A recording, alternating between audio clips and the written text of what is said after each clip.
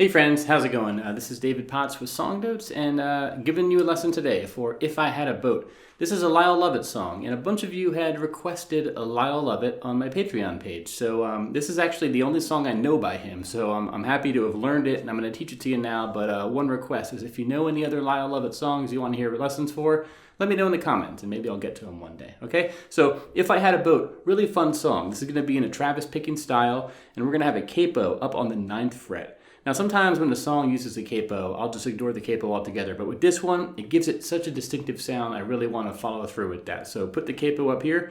All right, so for these chords we're going to need. Now, it's at first glance, it's going to look like standard chords, right? You'll have your G, your C, a G over B, which is basically a G just with the 5th string as your bass note, an E minor, and a D here. But because we're going to Travis pick this song, a finger picking style where our right thumb is going to sort of do alternating bass notes like this, we're going to have some interesting sort of voicings here. So let's look at these. What's interesting is that your left pinky is going to be, let's start this off, it's going to be on this 3rd fret of the 3rd fret relative to the capo, right? So if this is 0, 1st, 2nd, 3rd fret, pinky on the 2nd string, okay? It's going to be there for all the chords, and this is really important. So let's look at this. For the G, all we're going to do is put our ring finger down here on the 3rd fret of the low E string, right? And then basically, we're not going to play the 5th string on the G. It's going to be open, open, 3rd, and we're going to leave the high E string open. Okay, so that's going to be our G. Now for our C, all we're going to do is move our ring finger up to the 5th string, and we're actually going to keep the rest the same. Now this isn't typically what you would play for a C, but for this lesson, let's just call this a C, okay?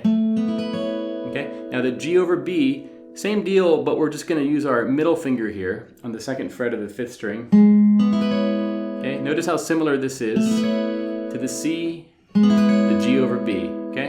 And then going back to the G, I recommend practicing these 3 chords sort of in sequence, right? The G, the C, the G over B, okay? This is the bass note. Okay, now for the E minor, we're just going to have an open 6th string, and then we're going to keep our left pinky there, and everything else is going to stay the same. This is technically an E minor 7 because this note is a D, which is the 7th note of the E minor scale, I guess. And this is actually, this open 4th string is a D as well. So technically this is an E minor 7. I'll just call it an E minor. And then the D, keep our pinky there, and then we're going to do 2nd, open, open, 2nd. Okay, so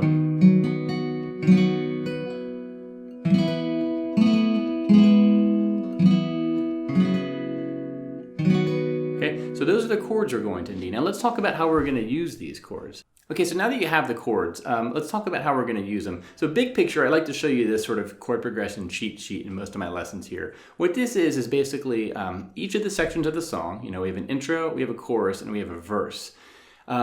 Look for the patterns here. For example, very often you're going to be going from the C, down to that G over B, and the slash B is the G over B here. I'm just sort of shortening it for space, and then we're going to the G, right? So this progression,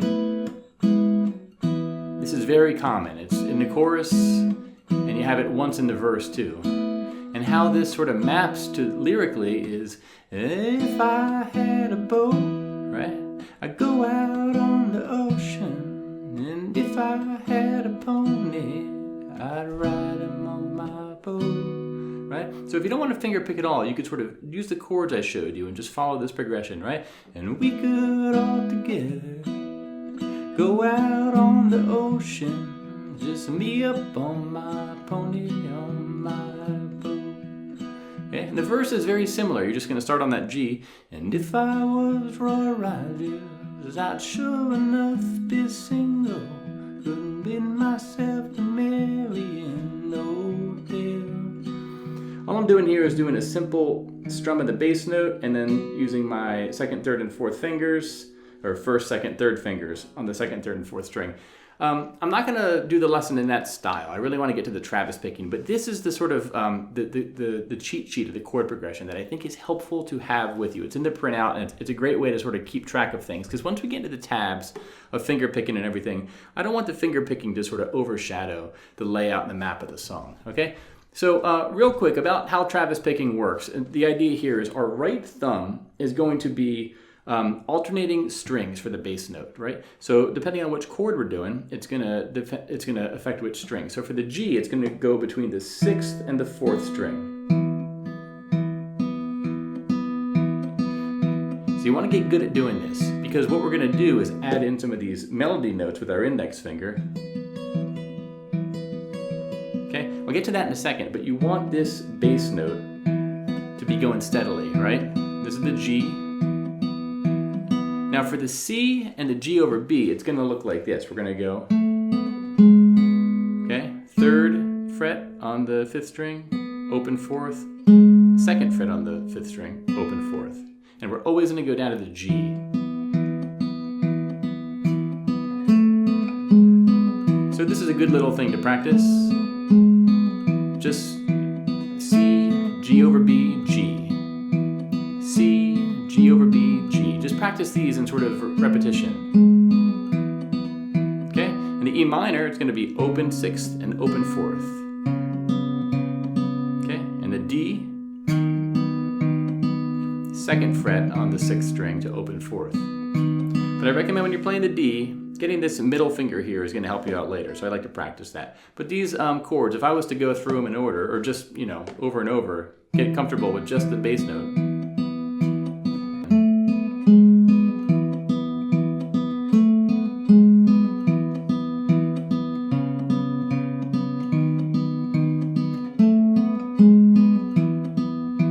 Okay, so what I'm doing there is walking down from the C to the G over B to the G, then I'm going down to the E minor, and then to the D to sort of transition back to the beginning again. The order there isn't important. The important part is get used to that pattern, okay? Mix and match these sort of patterns, because you want to get used to switching the chords a little bit. And you're going to need to get to be able to do this with your right thumb sort of unconsciously before you start adding the melody notes, okay? So that's sort of what your right thumb is going to be doing. And now let's look at the right index and middle fingers here. So let's start with this intro here, because there's a lot going on. Now, this tab can look scary, because you have all these numbers, and it can kind of be like overwhelming to sort of map them all out in your brain. But what I like to do is this, which is basically through this overlay here, I'm calling out, you know, what your right thumb is playing, which is the thickest 3 strings, and then what your right index finger is playing, which is going to be the thinnest 3 strings. So that way you can kind of just focus on the melody notes here. So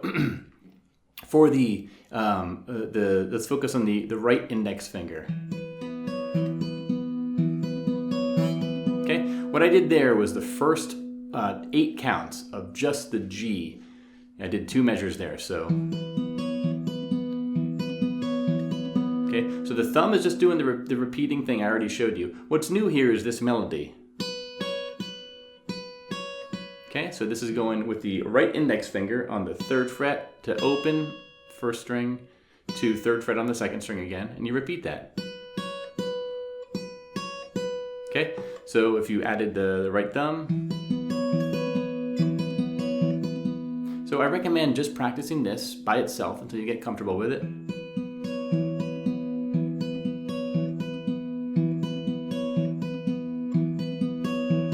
And one thing you'll notice is that we're never playing our right index and right thumb at the same time here. Okay, the thumb is playing, and then on the next 8th note, the index finger comes in. But that's going to change on the C to the G over B and down to the G. Watch what's going to happen here. Okay, so now we're on these second 8 counts here. What's happening is on the first count of the C and the G over B, we're going to do a pinch on the 5th string and open string. Okay, and you can practice those 4 counts in isolation, in repetition.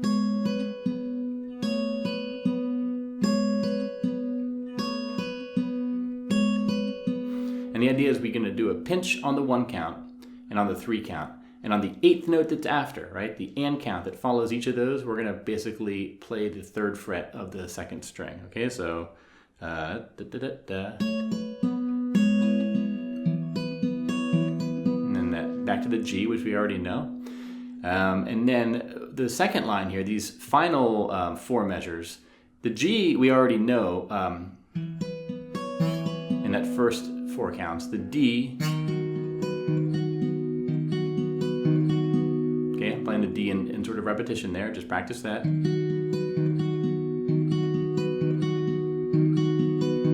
It's the shape I already showed you. You have the bass note. And we're just going between the 3rd and 2nd string for our melody. And then for the final 8 measures, we're basically going to stay on the 3rd and 2nd strings as well.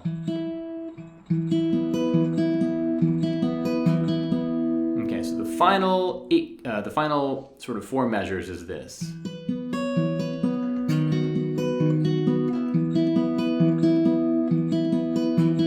Okay, so we basically have 2 ways to play the G here. The first 4 counts of that second line, and then the last 8 counts are using 2 different voicings of the G. Our left hand is staying the same. It's really just the strings we're playing with the melody, right? The first melody, the first measure uses the 2nd and 1st strings. And then the second melody uses the 3rd and 2nd strings. You hear the difference, right?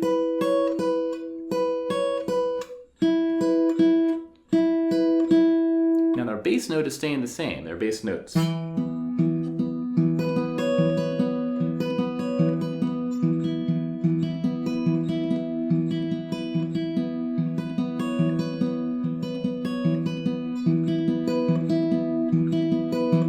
So what I was doing there was just sort of practicing the melody changing from the 2nd and 1st to the 3rd and 2nd.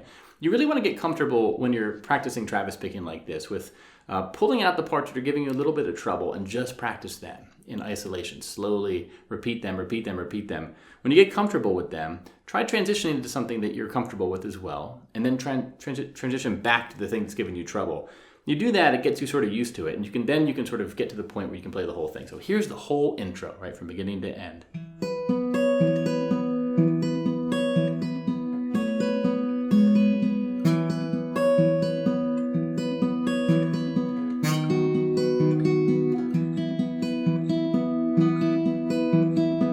Okay, so that's the intro tab. Now the rest of the song is going to be super similar. The chorus is going to it's going to feature that same walk down, right? We're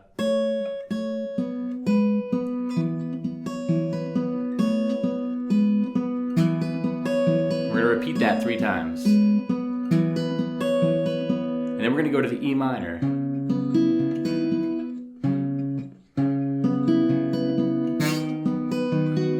Okay? So for the E minor and to the D, the tricky part, I think, is that the melody notes are going to go from the 3rd to 2nd string, and then on the D, 2nd to 3rd string. Okay, so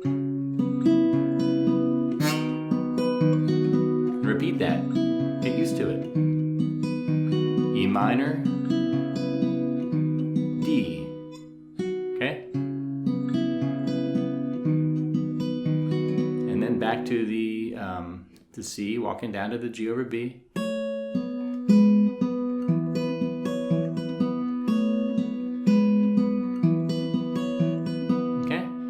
Me up on my pony on my boat. On this whole, these 4 measures, we're going to stay away from the thinnest string, and our melody will be on the 3rd and 2nd string.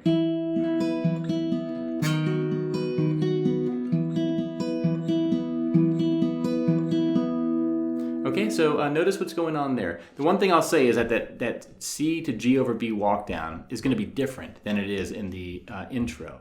And it's going to be different in the sense that it's going to do the pinch on the 1 count, and then nothing on the 8th note. Our next note is our thumb, and then pinch on the 2 count, and then thumb on the 4 count, right? So if we were to practice C to G over B, C to G over B, and then it resolves to the G, right? If I had a boat, I'd go out on the ocean. And if I had a pony, I'd ride him on my boat. And we could all together go out on the ocean. Just me up on my pony, on my boat. Okay, so there we have it. Now what is less? The verse is basically going to be super similar to everything we've already learned. I think the only difference here is we want to be a bit more subdued with how we're playing the G. We don't want to use the second and first strings too much because they add a lot of distinctive melody notes, and when we're singing, we want those to be dialed down a little bit. So here's what the verse would sound like if we were to play it the whole thing, right? So.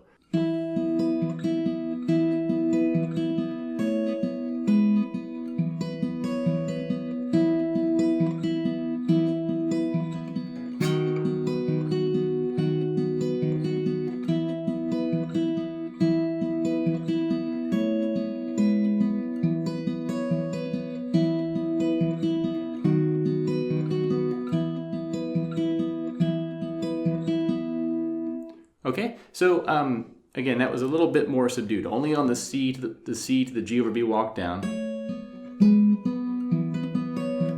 That's the only part where we're going to go up to the thinnest string. The rest of the time, it's the second and third string.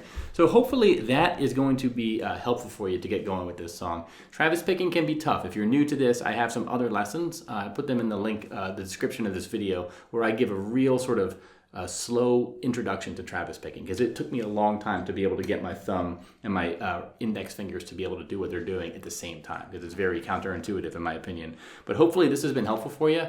This is, again, If I Had a Boat by Lyle Lovett. Great song. And if you like this lesson, please let me know. Share it with a friend. And thanks to all of you who are supporting me on Patreon and sending me tips in the tip jar on my website. Super appreciated. But playsongnotes.com is where you can find the lesson for this, or the printout for this, and all the notes and tabs as well. So I'm going to head off, my friends. Thank you very much for watching. Have a great night. Bye-bye.